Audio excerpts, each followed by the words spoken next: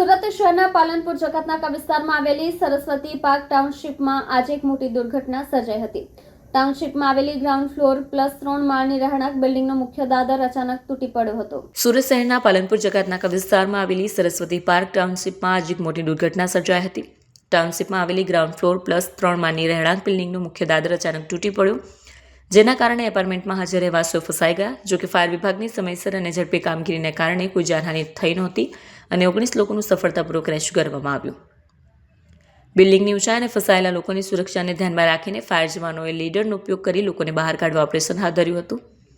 Fire વિભાગ કુલ 19 લોકોને સહી સલામત બહાર કાઢવામાં આવ્યા। સદનસીબે આ મોટી દુર્ઘટનામાં કોઈ જાનહાનિ થઈ નથી। બિલ્ડિંગની દાદર તૂટી પડવાની ઘટના પાછળનું ચોક્કસ કારણ જાણવા મળ્યું નથી, પરંતુ બિલ્ડિંગની ગુણવત્તા અને મેન્ટેનન્સ અંગે સવાલ ઊભા થાય છે। તંત્ર દ્વારા આ મામલે તપાસ હાથ ધરવામાં આવી શકે છે। Rander zone deputy chief fire officer SD ઢુબેએ જણાવ્યું કે પાલનપુર જકાતનાકા પાસે આવેલી સરસ્વતી પાર્ક ટાઉનશીપમાં દાદર તૂટી જવાનો કોલ ફાયર કંટ્રોલને મળ્યો હતો। ઘટનાની ગંભીરતા જોઈને ફાયર કંટ્રોલ દ્વારા અડાજણ, મોડા ભાગળ અને પાલનપુરની ટીમને કોલ આપવામાં આવ્યા। માણસો ફસાયા હોય તેવો મેસેજ હોય હાઇડ્રોલિક પ્લેટફોર્મ તાત્કાલિક મંગાવી લેવામાં આવી હતી।